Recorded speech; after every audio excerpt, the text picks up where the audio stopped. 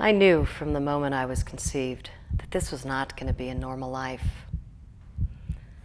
I recognized the warm, soft womb as somewhere I'd been hundreds of times before. Well, at least they're not burning us at the stake anymore. So maybe this time, I can make a difference. I know there's a better way, and that's my mission. Elder women have been marinated in juicy life experiences for decades. We know who we are, and we stand firm. We've entered a new era of highly conscious, liberated women who no longer settle for being generic or predictable. We embrace our lives as a period of reawakening with the purpose and commitment to share it with the world. We don't just spout out our truths, we teach by example. We walk through life with the grace and the courage to carry on with full integrity. We are the women of today, and we welcome you to join us. You've got to choose.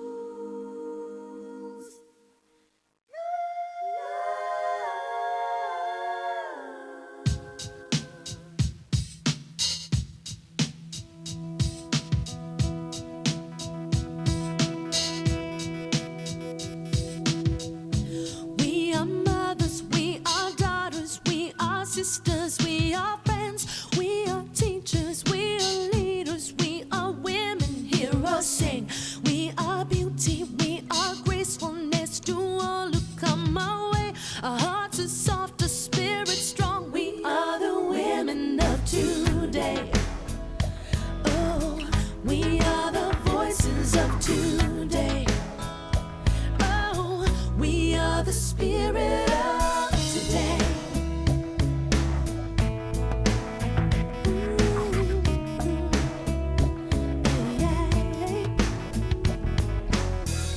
We are white, we are black, we are all colors in between.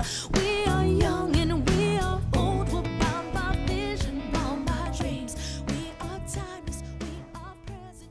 For hundreds of years, women were not taught to read because it was believed that if they focused on their brain and intelligence, it would detract from the ability to produce offspring. And now we know that we are so capable. Today I'm an accomplished engineer, an aerospace engineer, and I'm a mother of 4 children. I'm the curator of the Sam Mitchell Herbarium of Fungi at Denver Botanic Garden. I was recruited to go off planet in 2006 to join with the Mars colony. I'm a psychotherapist. And I'm a classical pianist. I'm a teacher. I've made 6 movies in the last 10 years. Being a spiritual leader and being a minister is such a wonderful balance with mothering, because my entire job is to take to task my own consciousness. Actually, my whole life, I knew I wanted to be a mother. I wanted to be a stay-at-home mom to 4 children. That was, since I was a little girl, just what I wanted. Women have long been natural healers, comforting one another during times of childbirth. And yet, that was the very thing that could get you in trouble for practicing witchcraft. Herbalists and midwives were very often the target of witch hunts because it was believed that the only way to salvation from your health crises was through prayer and penance. It's amazing times to be in. It's a time of the feminine coming back into power. My work has a lot to do with this. I have been on a very interesting journey, and it's been a mission of mine to empower the feminine within men and women, and to really bring about unity consciousness by first addressing sacred union and our own internal balance. To save the planet, we really need to cleanse our own elements. We're made of earth, air, fire, water, and to really be authentic with those different aspects of who we are, including our archetypes, because the more we embrace all that we are, the more we can not have unconscious energy running the show. And so, because we've all experienced a very difficult history in connection to the imbalance of the masculine and feminine and the different power structures that have been dictating to people how to think and what to believe, and then, all this injustice that we see in the world where nothing is really fair or equal, it really starts with the self. And I feel like that's the prerequisite to unity consciousness, or at least to be in a community setting, being a lot more transparent and able to work energy together, because we're carrying a lot of ancestral patterns, we're carrying a lot of wounds and a lot of imbalance in our culture that we need to aggressively work on to bring things back into balance. And I believe that the earth responds to us. And if we can do it, we're going to notice that the outer world is reflecting back to us that achievement on a global level. And I definitely feel it starts with women, because the balance and the scales have been off, and they're coming back. We're coming back with that warrior energy and warrior spirit, refusing to be victims to the past and refusing to be controlled, but really choosing to play a part of harmony and unifying with the masculine as well. It's not about male dominance or female being lesser than. We are moving into an age where we are ascending, and in the ascension, what we need to realize, it's not about devaluing the male, but it's about holding the male's place in what their roles is, and also giving the value back to the woman and bringing about harmony between the two. The way I see it is, I'm a ballroom dancer also, competition ballroom dancer. In my experience as a ballroom dancer is, a man actually is leading and the woman is following. The center of gravity between the two, the partners, is in the middle of their both partnerships. If the man does his job and the woman does hers, then the dance is perfectly in harmony. Each one is doing their roles. That's what I'm talking about. It's not about male supremacy or female supremacy. It's about bringing harmony of the opposites together to bring peace, joy, self-integration, returning the planet back where it requires a little more value to the woman, a little more respect to what we can do. It's not about just, okay, my role is here. We can do different roles and have a great time. Another thing to consider on the dance floor is we have all of these mind matrices that are running through our being and our body, because our body, mind, and spirit are actually one, right? But so we get on the dance floor and we sweat and we move and we groove, we actually break through mind paradigms that have been holding us down through our body, and we allow the ego to disperse and dissolve, and the possibility for unity consciousness in the one love is greatly opened and enhanced.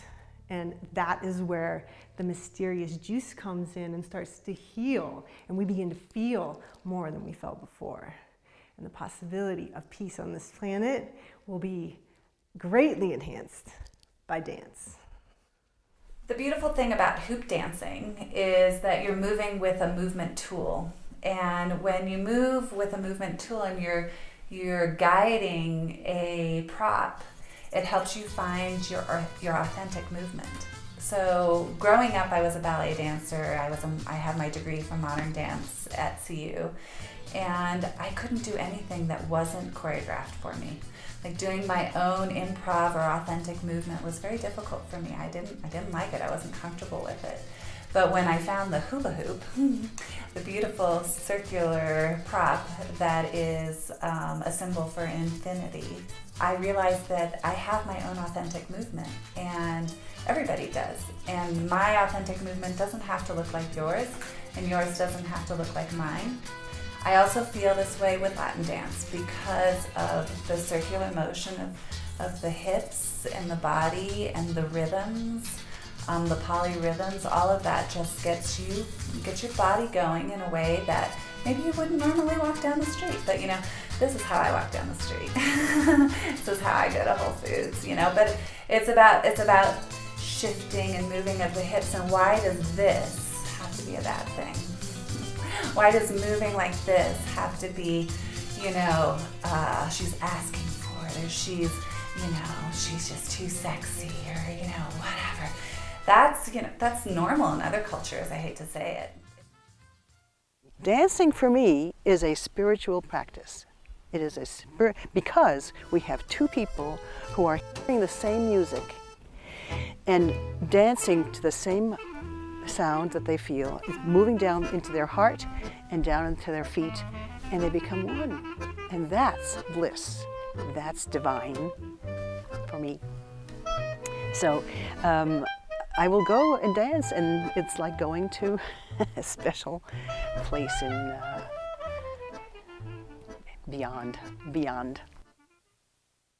So my first memory of dancing was in my grandmother's garage.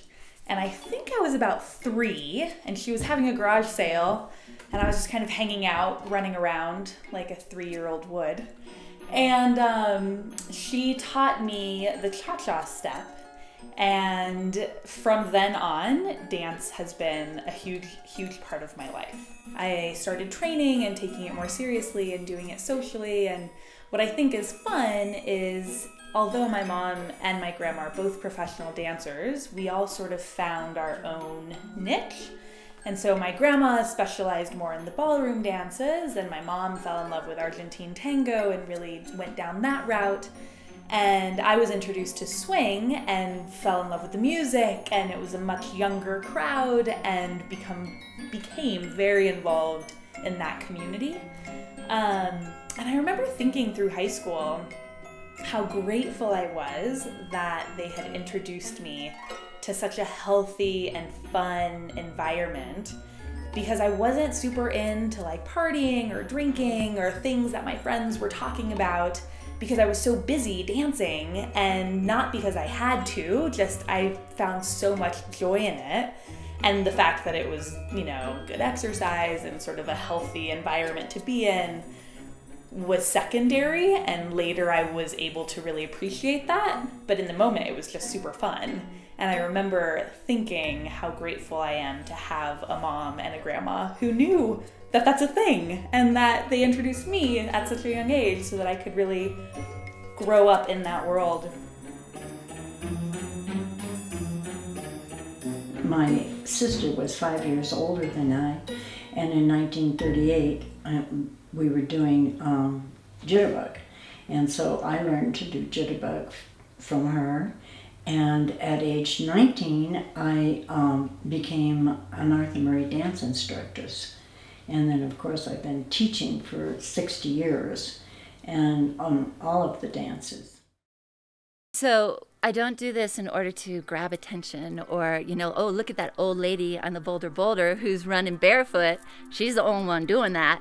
And I don't do it as a political statement. And I don't do it in an effort to package up or bottle the concept of barefoot and then sell it back in some form of a product, which, believe me, the irony of that does not escape me. I am doing it because it's the way I move through the world and have always moved through the world. And this is where we become something significant. In our world, we have to start to appreciate the diversity of motion, of all motion that keeps the world alive. So the motion of the grass is growing, the motion of the waters moving to the ocean, the flow, the waves, the motion of the trees growing, the motion of the birds flying. All the diversity of motion is what keeps the world alive. And to add our own motion to that in a very sincere way of who we really are. And for us as women and as a community to stand in the elegance of our own motion, to stand in the elegance of the words we speak, of the things we teach, of the food we cook, of the way we move through the world, and add that motion into the immensity and magnificence of diversity of motion in the world. That is what keeps the world alive. So if we were wise, we'd realize that life is not a race to be competitively won. Life is a race to be elegantly run. And for us to run in our elegance is in itself to live a life that we are in beauty, that we are in elegance, that we are in our own magnificence. For us to understand that that is what keeps the world alive. That's why I do what I do. In my 80s, starting at age 80, and now I'm 88, I have been participating in the MS walks and the MS runs, the 5K, the 10K, and I just, have been doing all these various runs almost on a weekly basis. Sometimes a 5K, sometimes a 10K, sometimes a half marathon, but I haven't been doing half marathons in the last couple of years. And having that upbringing of my mother, seeing her struggle and have to work hard, you know, I really got that distilled within myself to know that my mother has the strength, you know, to do it all on her own. And now, now myself, you know, years later, having 3 female children, you know, is really, it's a struggle, but at the same time, what keeps me going is I remember my ancestors. You know, from my ancestors in Jamaica to my ancestors in America during slavery. Because in slavery, a woman can be pregnant, but she still has to pick cotton. When she has her baby, she has the baby in the field and then she goes back to work immediately. So there's no rest. So for me, even in the days after having this baby, you know, in July, having no family and no support, you know, that's the thought I had in my mind of the strength of the lineage of women that I come from, to know that they did it in worse conditions with less opportunity and less help, and know that I have that blood, I have that in my DNA that I can do it. So it's a very, you know, it's empowering because my mother did it, I did it, and I'm showing my daughters the strength to continue to move forward as women, to know that, you know, you have the strength and the power to do anything. And, you know, it's a blessing to have the masculine energy because we need that balance. You know, so in my, you know, right now I'm really cultivating myself and my feminine energy, and also, you know, having that space to call in that balanced masculine energy as well. Our mom, actually, she's quite beautiful in the way that she really, in hindsight, will always have a very positive spin on everything. Myself, being the mother of 2 children, it's beautiful and it's hard, you know, at times, and there's a lot of surrender, there's a lot of sacrifice, and of course there's so much beauty and joy. But when my mom talks about the 3 of us, she always says what a gift it was, how much fun she had. She also worked full-time. She was a nurse in New York City, so it was intense work, and yet she would come home, she would show us so much love, she would show us so much support, and I think that in turn has taught us to show up in every area in our lives the best way we can. And when we can do that, when we can celebrate ourselves, and when we can learn to celebrate men as well, like, what's going to happen on this planet? Like, it's going to be beautiful. Because the way we treat ourselves, the way we treat the feminine, is the way that we treat this environment. It's the way we treat the planet. So by learning to love ourselves and treat ourselves well and honoring our feeling, we learn to respect the cycles of nature and treat this planet with respect, so that everything can be holistic, everything can be in health. And that's ultimately what we all want, is a planet and life and men and women and everyone who doesn't identify as that, however you identify, to be living in a state of harmony and love and acceptance and understanding and functionality. Oh, sister, stand up. I love being a woman. It is a wonderful opportunity to be incarnated as a woman in this great time of change. The divine feminine has returned and is firmly rooted on this planet, and that is, in fact, what will heal the world and this universe. A return to the love that we are rooted in, a return to an appreciation for our mother, the earth, that we are divinely connected to. I am pleased and honored and delighted to be a woman. These days, women can do so much, and we are doing so much. We're here because we really care about humanity and we care about the earth. And in our very own unique ways, each of us, we're here to assist, to help save the earth, to help enlighten humanity, to help to raise consciousness, to increase spirituality. And boy, do we need it within humanity. So even if we have a softer manner than our male counterparts, we have strength. It's a different kind of strength. It's a balancing strength. It's a kind of strength that comes from the heart, with warmth, with love, with caring. And we can take action. Greetings. Greetings, all my relatives out there. It is an honor to sit here and speak with you today. I carry messages from the ancient ones, from the grandmothers that have gone before us, from a council of them. And I have many, many helpers.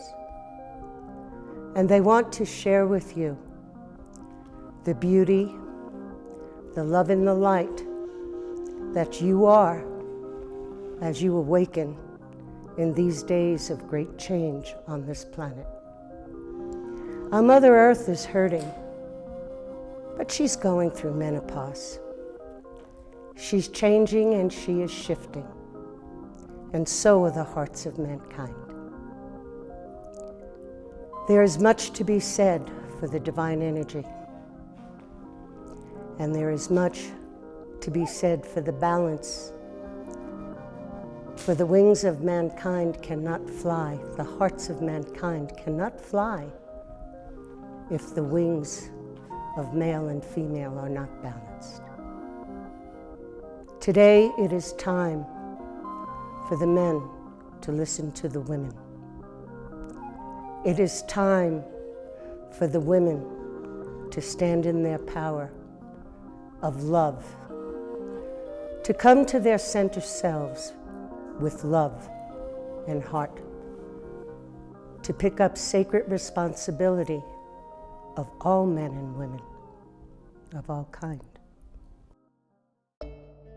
The greening of the natural energy that abounds is good for everyone, for men, women, children, and animals, and the very health of our planet.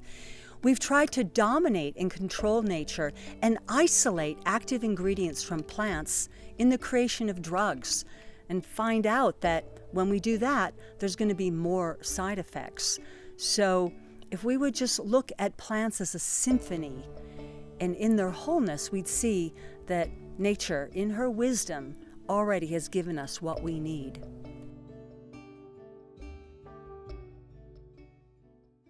In 2009, my gynecologist had prescribed medical marijuana for me, and I really knew nothing about cannabis at that time. I'd been raising kids, and it hadn't been in my world. It just wasn't something that, I wasn't against it. it just wasn't in my world. And so when he gave me that prescription, and it opened up the doors, and I registered with the state of Colorado, and it opened up the doors to the dispensaries that were popping up right around that time, all around Boulder.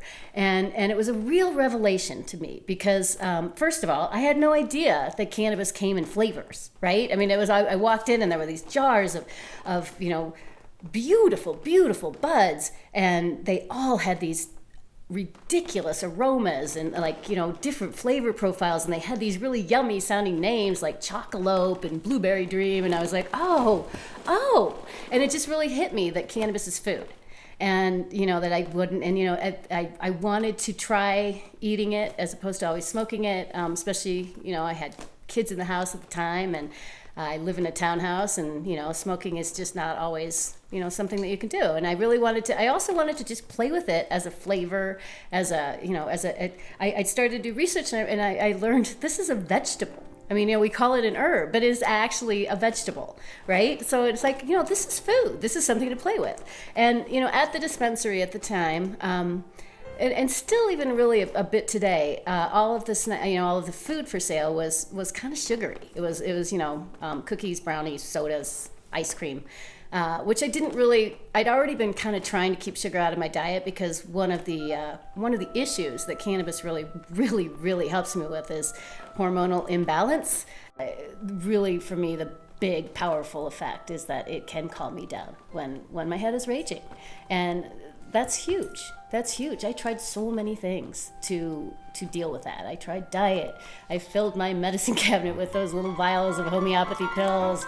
I tried, so many. And it was actually at the point where I went on Zoloft. which, you know, I'm natural homegirl. It was crazy, and I was that desperate. And I just said, you know, girl, what are you doing? Like, this is insane. And actually the Zoloft made me even crazier. That didn't work, but it was really a moment for me when I went, what's gonna work here? What's gonna work? I was desperate. And cannabis worked. It was the only thing that helps me when the head starts to rage. I know that I can bring myself down to be calm again, and that's huge, especially, you know, as a mom and a working, you know, I feel like I became a better mom and a better colleague. And you know, cannabis to me is a female plant. I believe, you know, just as a spirit, she's a female. And you know, it's funny because we actually have to pull the males when we're growing it, right? So it really is a female plant, but you know, and it's so it's because it's dioecious. So you have to pull the males, or they'll destroy the females. But you know, they basically just shoot pollen at them and make them all. So, you can't make this stuff up, right? Fungi are in the ground, in the soil, in down under. When I was a kid, I didn't know that. I bounced over all those hummocks in the swamp and picked flowers and did all those things. Found mushrooms too, but did not get that sense of what makes up the bottom part, the lower part of nature. Well, it's the microbes under there. You know, microbes in the soil. They are the soil, basically. And miles and miles, so 8 miles of network mycelium are in a thimble full of soil. Amazing, because they're tiny, microscopic, and they interact with each other in this amazing way, and we don't understand that all, but the important thing is they interact with the plants. Fungi in the soil are mutualistically connected with the roots of trees and plants, and help them grow, bring them the nutrients that they might need, that the roots of the tree can't go clear out, but the fungal mycelium can grow way out there and bring it in. And then they want a little something for their action too, and so they get the sugars from photosynthesis. Since fungi don't have any chlorophyll, they're not green, right? They don't have chlorophyll. So, of course, they have to make it somehow, so they rot leftover wood, and then they get their nutrients from that, or leftover grasses, or anything that's in a compost pile. And bacteria do that too, of course. But the mutualistic thing is extraordinarily important. So there are people who say, no fungi, no plants. No plants, no animals. Think about that. And no animals, no us. So the animals, of course, dependent on plants, so are we. And so it's this basis of the entire natural world and that fascinates me. I love to study that part of it. I had no idea when I was collecting the violets out there in the swamp that I would learn these wonderful messages, the information that comes from more and more information. I love science. I like logic, and I like science. I like to think that one thing is responsible for another, and yet there's so many mysteries that science can't explain yet, or maybe we'll never be able to. But I find it fascinating. A lot of us are really looking into some of the unusual things going on here on the earth and within humanity. The kinds of things that generally the larger population might not be aware of yet. For instance, that we have many other beings from part of the cosmos coming here, visiting here, being in touch with people, with certain human people. There's a blending, a mixing, an exchanging between humans and these other beings. Some of these beings we call extraterrestrial because they're not from here on planet Earth. Some of the beings we call interdimensional. They really seem to be of a different frequency, a different speeding up, a different consciousness, less physicality than we experience ourselves to have. But there's a lot of communication going on with millions of people around the world. People who are receiving little hints and messages, even larger, longer messages, telling us to wake up and see some of the very dysfunctional things going on the earth. So over the last 10 years, I've become a crop circle filmmaker. No training, and no plan to do anything of the kind. What a fascinating gift it's become. And I've done it in Band-Aids and gloves because I went to a dentist that I didn't know when I decided to get the mercury fillings out of my teeth in 2004. Next thing I knew, I woke up with a mouthful of new mercury fillings. I lost the use of my hands. For some reason, the mercury riddled my fingertips, which really destroyed my career as a musician. So I had two choices. I could jump the cliff, or I could find a new way to be in the world. I was so desperate to heal that I went over to England and did something completely out of character. I went and laid in a crop circle. I went back the next year because there was something in it that left me hungry for more. So I came back for 9 weeks. I've been in a lot of crop circles over the years, and surprisingly, I've had contact with whoever the real circle makers are. Once I had my first contact experience in 2007, I was unstoppable. I've made 6 movies in the last 10 years and won 6 prestigious awards, which really surprised me because it wasn't anything I ever expected in my life. My great-grandfather is Dwight David Eisenhower, former president, 34th president. I was recruited to go off planet in 2006 to join with the Mars colony. I refused to go because I felt that there were so many elements to it that weren't available to the human race. There were so many elements to it that related to technologies I had hardly heard of, and I felt very manipulated. And so I really wanted to get through that layer or all those different aspects of it before I was even going to even partially agree. I mean, the thing is, I was born with a very powerful mission. I've been aware of it since I was at least 5 or 6 years old. And it had everything to do with this ascension window period. It had everything to do with the divine feminine returning. It had everything to do with sacred union and this ascension on this planet. So right away, I knew that going to Mars wasn't for me, even if it was the most benevolent agenda.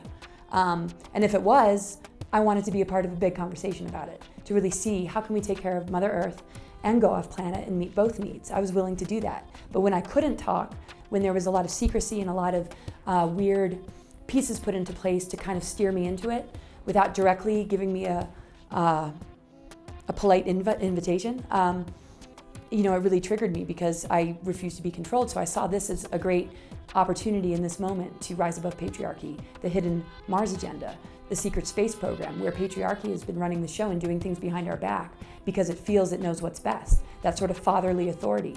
And I don't have hatred, I don't consider them enemies, but I think they need to grow up. And so I've kind of taken it upon myself to expose it, but to also share compassion and understanding of, you know, what it's going to take to help a lot of well-intentioned people that work for those groups to maybe, you know, look at the larger picture and look at what's at stake. The human race deserves to know what's been going on in secrecy. Our tax dollars have gone into it. We deserve to know what we're voting for. And as much as there's certain things that maybe we shouldn't know about because it might create too much disruption, there are people that can be appointed for the human race to help guide them into some of the difficult stuff. And I feel as a public speaker, that's part of my role, is to say, we need to be ready for this. But I have a positive message and I'm going to guide you through it, and it's not as scary as it seems. Today I'm an accomplished engineer, an aerospace engineer, and I am working on a project which is actually one of the only unique project where we are making a very heavy and strong rocket that will ultimately take us to Mars. We're going to go through multiple configurations. And I'm a mother of 4 children, and one of my child is a special child. So I have had to deal with a whole bunch of adversity. And coming to America, for example, I didn't even know how to speak English, let alone I had to learn English and engineering at the same time from Chinese professor. When I think about my own wishes and dreams and what I want for myself, it's a work in progress. You think you do something brave, you do something really consciously, and you're so proud. And then the next day you're challenged with something else and you find yourself feeling again like, oh, I just want to hide under a rock and be small. And you gotta pull yourself up, and you gotta go within and find that power again. And it's a lifetime journey. And that's what I love about sharing with the young women in my life. I have an adorable little 3-year-old niece, and I look at her and the world is her oyster. She laughs and runs and yells whenever she wants to, and it's beautiful. And we slowly socialize ourselves out of that freedom. So daily it's our own journey to keep that freedom within ourselves, because sometimes we're our worst enemy. And my hope and dream for myself is just to not fear that bigness within, and remind myself daily that that's where I find power, that's where I find inspiration, and that ultimately is what I have to share with the world, with my family, and with the ones I love. My dad was very unhappy that I was born because I was a girl, so I was very much welcomed by my dad. And I always looked up in the stars and wondered that whether I really belong here, because I never really felt close to my dad. And my mom was a very submissive woman, and there was no inspiration in my house growing up. And however, I kept listening to my heart, kept following it, and kept moving onwards, in spite of my dad saying that don't study. I actually studied. I was very much discouraged by him, to the point where he would say that you're going to die in that corner studying, and I would not give up. I mean, yeah, it was very challenging in many ways. However, the more challenge I got, it's almost like a gold. You burn in fire. And I kept doing what I wanted to do. So the girl who's looking up in the stars, wondering what she's going to do with her life, and when I compare myself with that girl, and today where I have come, I have to say that I'm very thankful.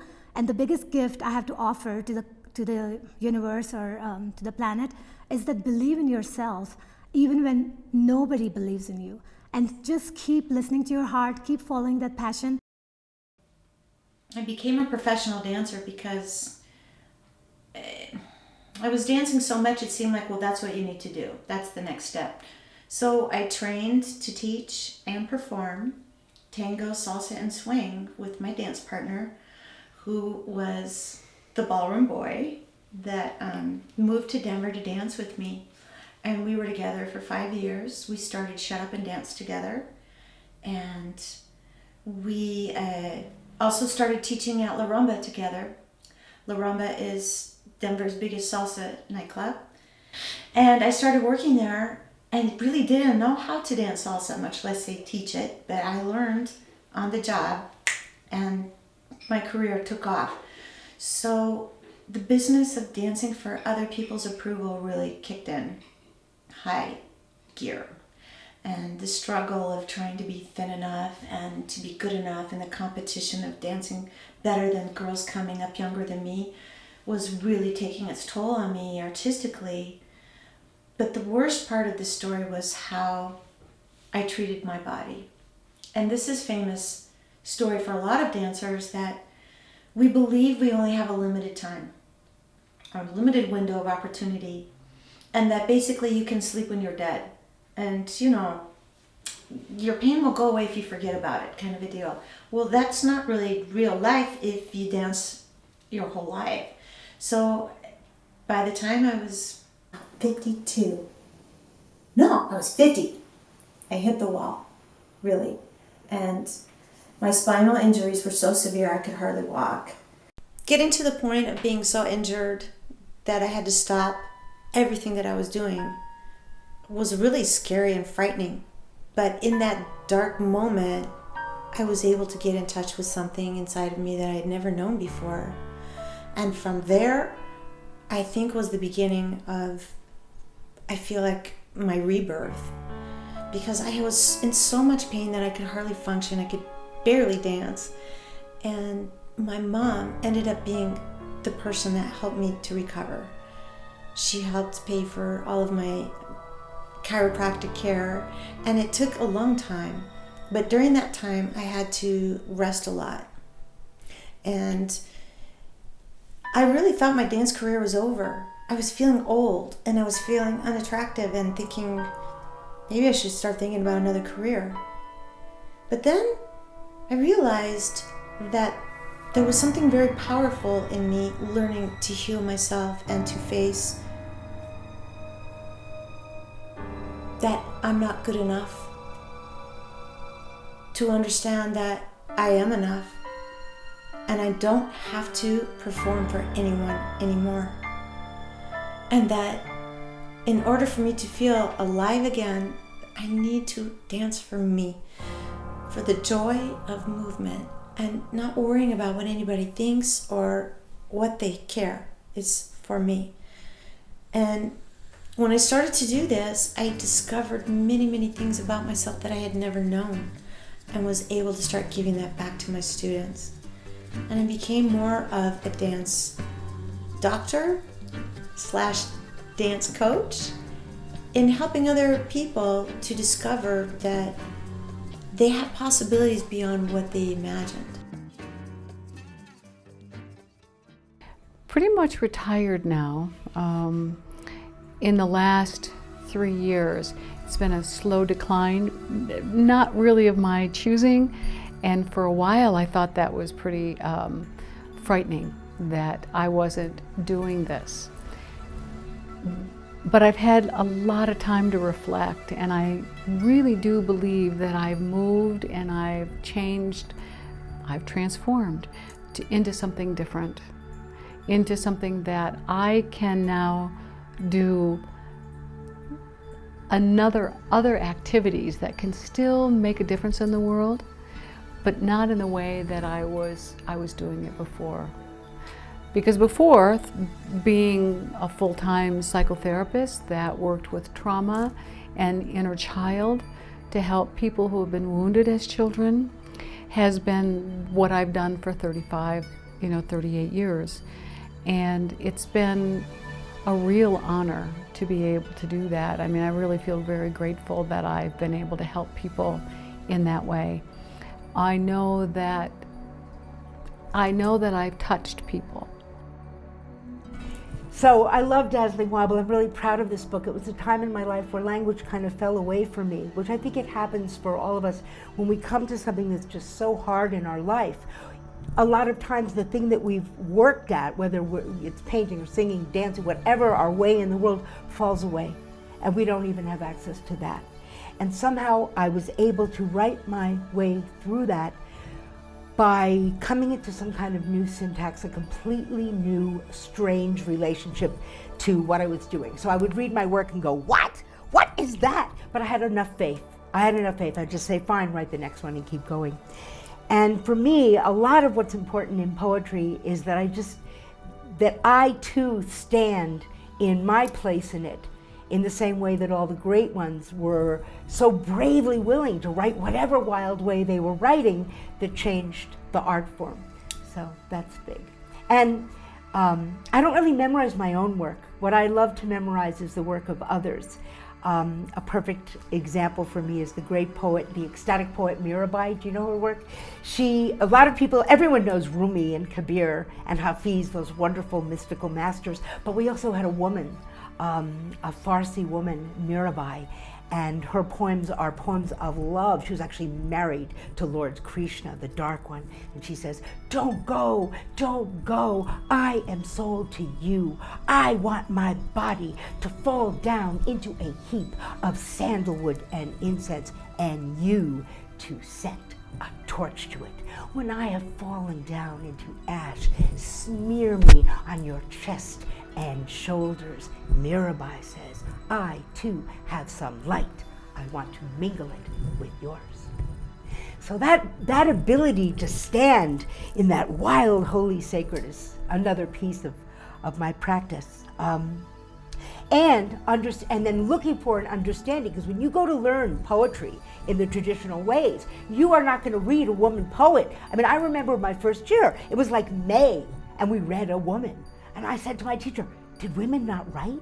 I mean, this was, back in the day, and poetry just wasn't taught. It was dead white Englishmen. That's who wrote poetry. That's what it was. So now we have this huge, amazing global perspective. And that's been a big piece of my teaching is to keep that global, all those voices, all those lost ones, all those gone ones, to have them heard in our learning so that we keep pushing that forward too. There was a question that I was looking at, and it interested me, about the question of women's leadership in the future. And what I feel very excited by is actually that whole paradigm would shift enough so that we don't even have to ask that anymore. Interestingly, right now, I happen to be editing 2 books that are about people who have changed their gender in the course of their life. I know, I'm editing 2, not 1, 2. And one, a woman is writing a book with her son who used to be her daughter, and another woman is writing about her husband and what she went through with their 2 children when her husband became a woman. So I'm really a piece of this huge shift where words like he and she are starting to be really open to question what is proper to say. I mean, really, how do we be politically correct, authentic, and respectful of that? And then what will that mean and what will it look like? Well, I'm going to say that maybe we could look at leadership as a humanist question, and that the gender thing can drop out. I've spent 40 years of my life married to 2 different men. I've had children with 2 different men. The names of my daughters are Sunflower Sparkle Mars and Rainbow Harmony Mars. And now I live my life with a woman. You might be wondering, was I always gay? Did I become gay? And you know what? I don't know. I think that I'm looking for love. I'm looking for a conscious partner, someone to share my life with who wants to live healthfully, spiritually, ecologically, creatively. And I don't think it really matters. And my hope is that in the future, we're not going to have labels like that. Gay, straight, bi. It's going to be just regular rather than it's a gay wedding or a gay marriage. Just like it's just a marriage. It's a union of 2 loving people. And in this place, this time, this space is no time to chase the sex gender tale from male to female and female to she-male and she-male to Z and Z to poly, poly to hetero, hetero to metro, metro to homo and homo to bi, bi to trans and trans to queer and queer to queen and queen to butch, butch to femme and femme to men and men to women.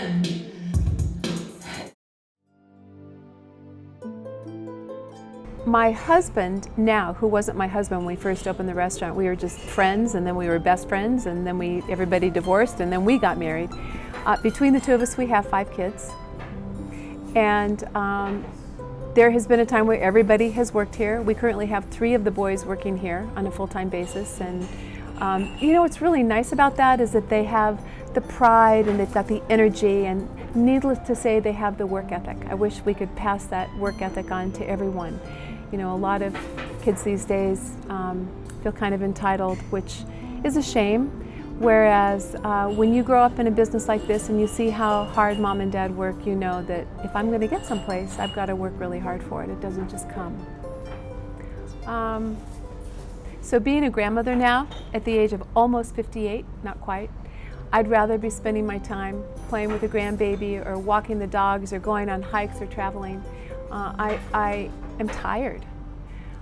It's so funny though, I feel like after doing this for as many years as I have, 10 years prior to owning my own, so you're looking at 30 years in the restaurant business, I see myself pushing a walker with menus stuck under my arm going, 2, right this way please. I don't think it's ever gonna end. I feel like I'm in this as a lifer. And even when I step away from it and I have a day or 2 off, that's all I think about until we close at 2 o'clock every day. So it's on my mind 24/7. You're always thinking about it. And maybe that's part of owning your own business. I'm not too sure. I know that there's a lot of other people that have successful restaurants and they have amazing managers, and I come in being so hyper-vigilant and I just see that there's not a jelly spoon on table 11 or that there's a crack in the glass, or, and I just want things to be so perfect.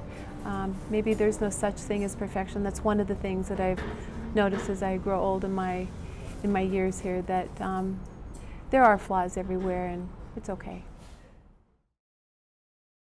As I've aged, I have become more curious, even more, I think, more flexible, focusing not on money, not on stature and status, but on the pleasure in nature and the joy and the family connections that I make. I have a little saying that sits by my computer that says, fishing for a good time means throwing in the line.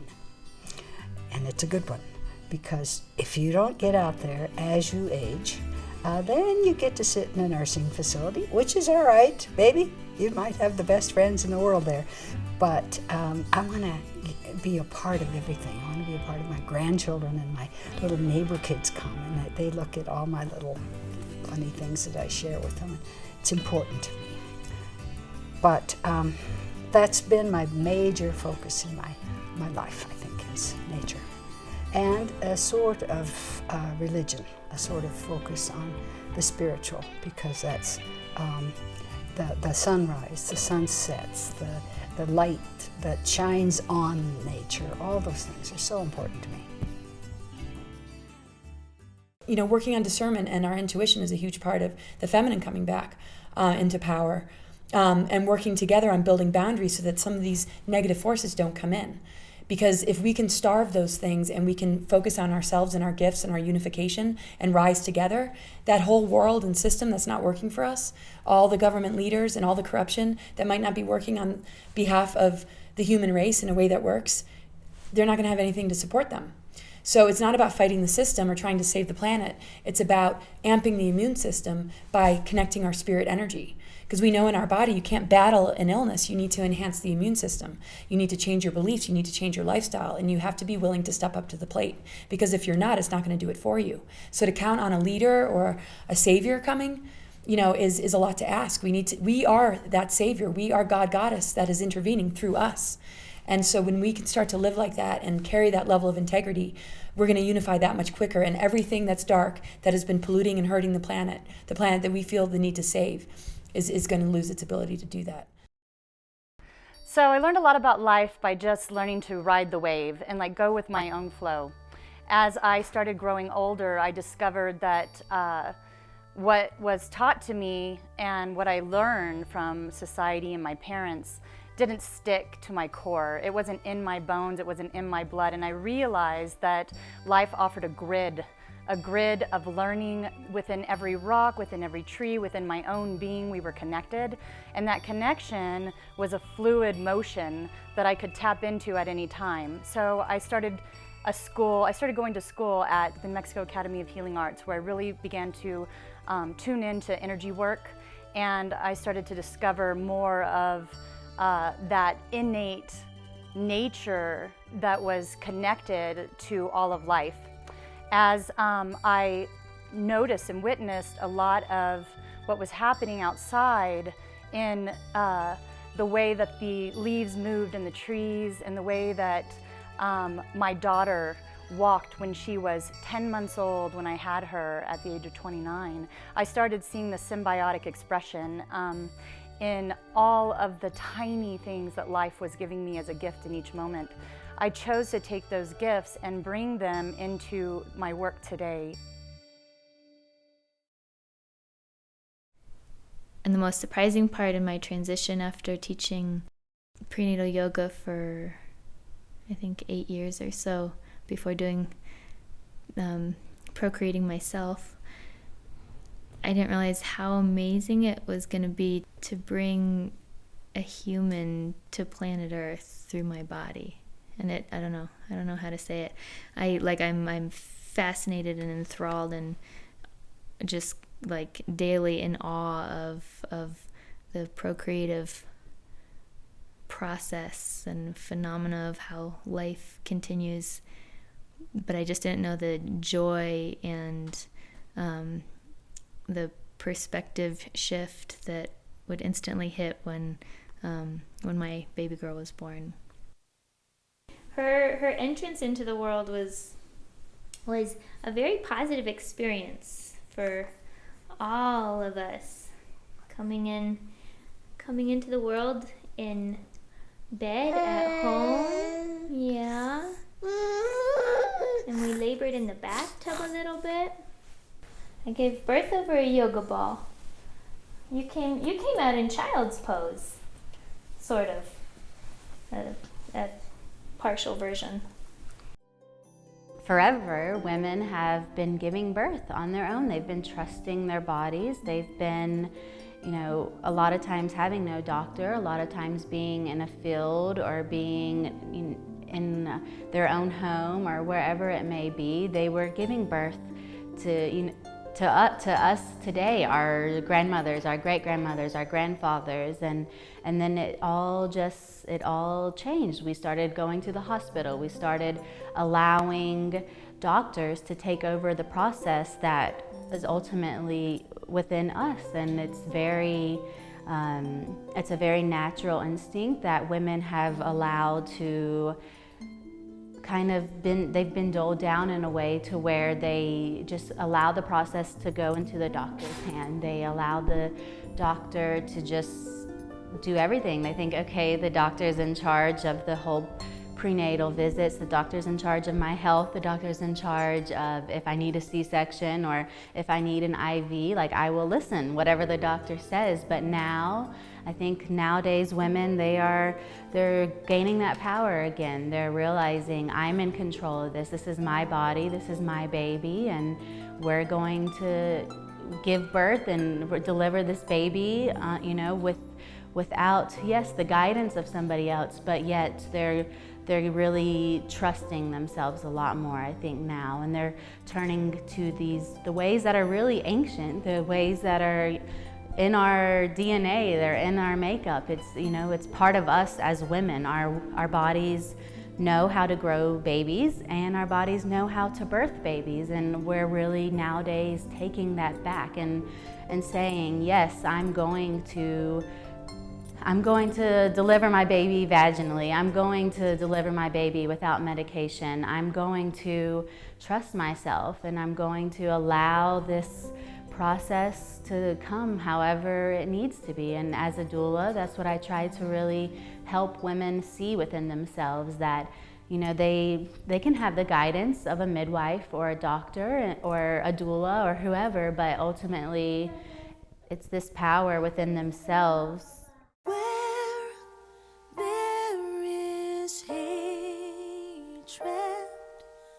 let me sow love. As I think towards motherhood and kind of this next step in my life, I realized, what do we want to teach our girls, and what do we want to teach these young women coming after us? And we want to teach them to be powerful and to own their own power, and to be strong, and to just love that in themselves and not fear it, because society sometimes makes us fear it, and there's nothing to fear about how big you can be in this world.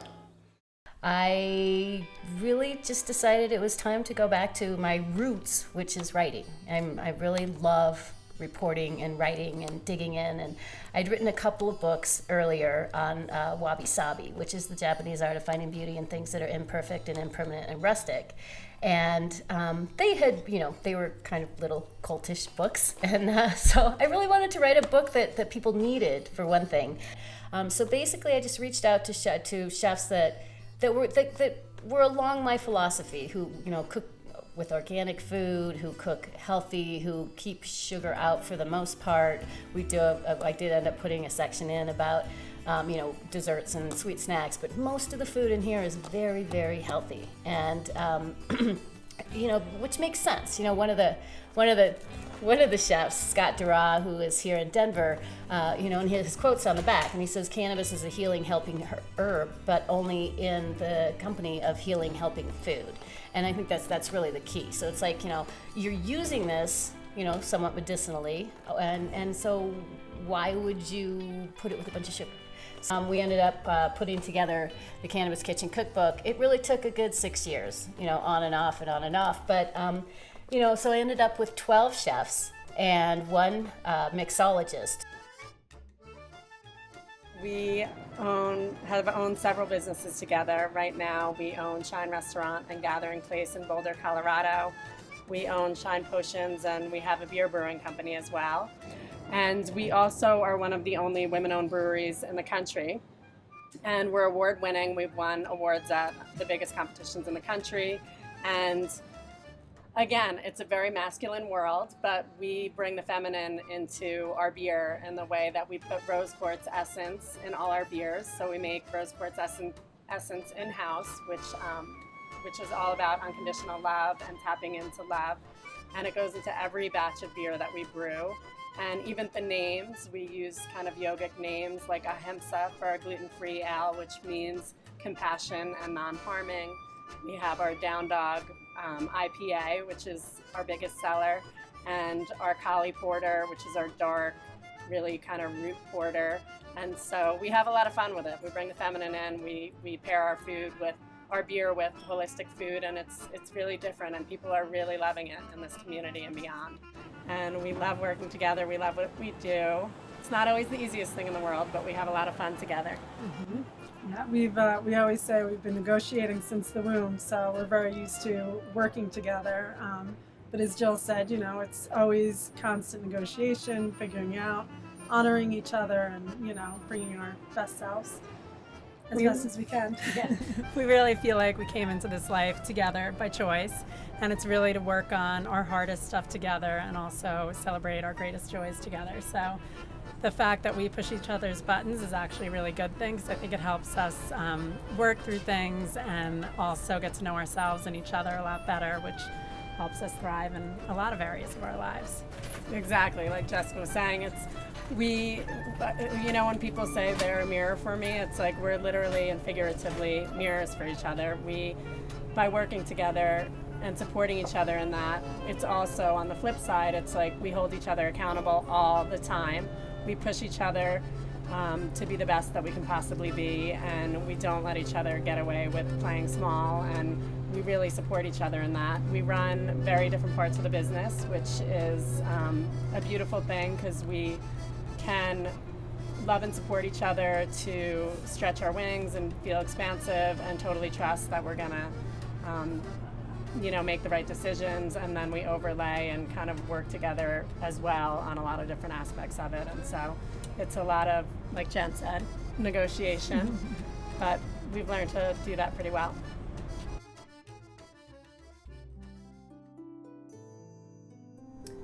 As a minister, which is a word that for me took a long time for me to really feel worthy of carrying as a woman, to be honest. I had a father that was incredibly dynamic as a minister, and I saw the respect that he was given as a man, as a minister, when I knew the power of the woman that was behind him, that made him that powerful in the presence of people.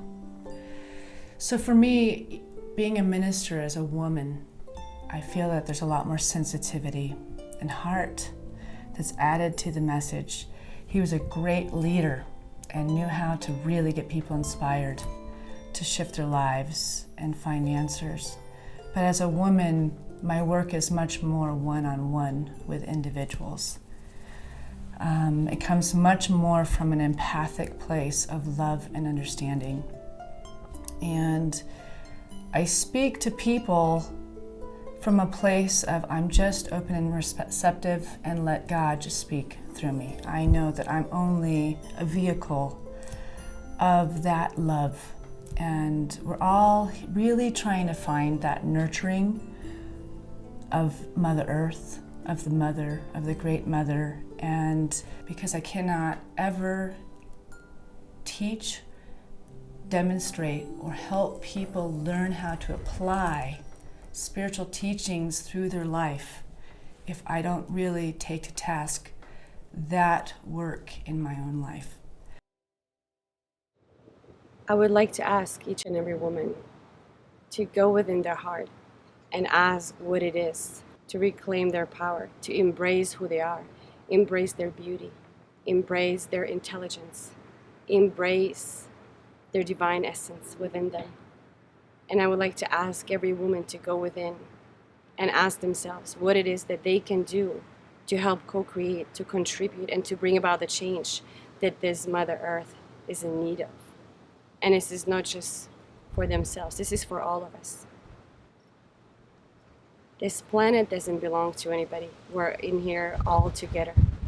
Everybody's part, everybody's contributing and co-creating. So why not use this chance to create something amazing for our children and to bring about the changes that will inspire the generations that will come after us and after them and after them.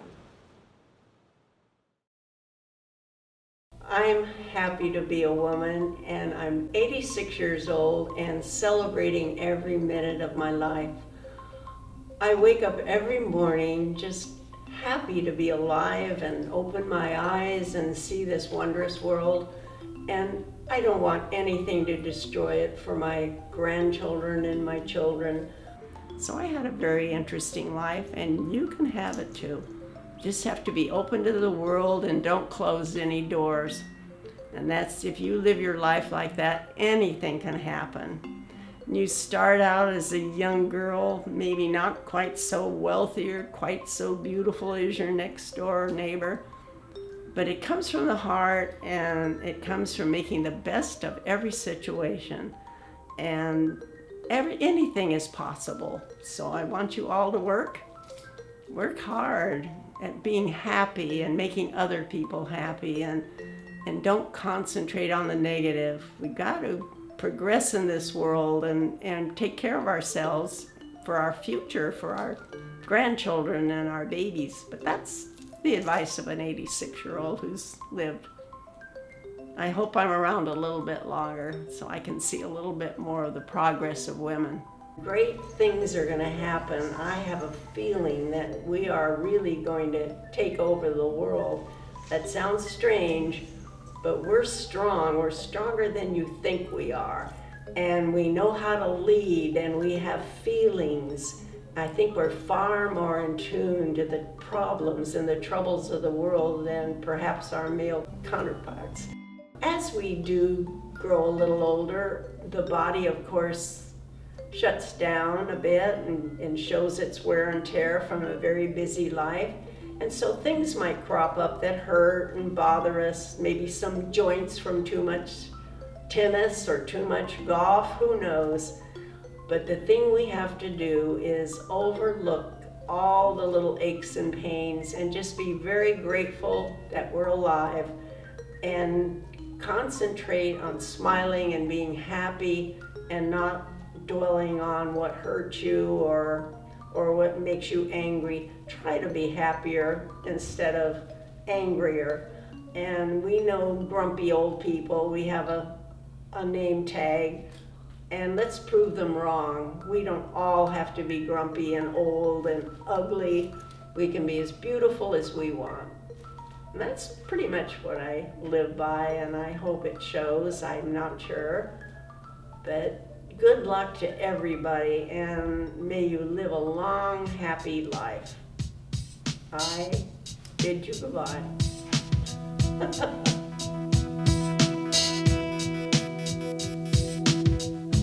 We are mothers, we are daughters, we are sisters, we are friends, we are teachers, we are leaders, we are women. Hear us sing. We are beauty, we are gracefulness to all who come our way. Our hearts are soft, our spirits strong. We are the women of today. Oh, we are the voices of today. Oh, we are the spirit of today.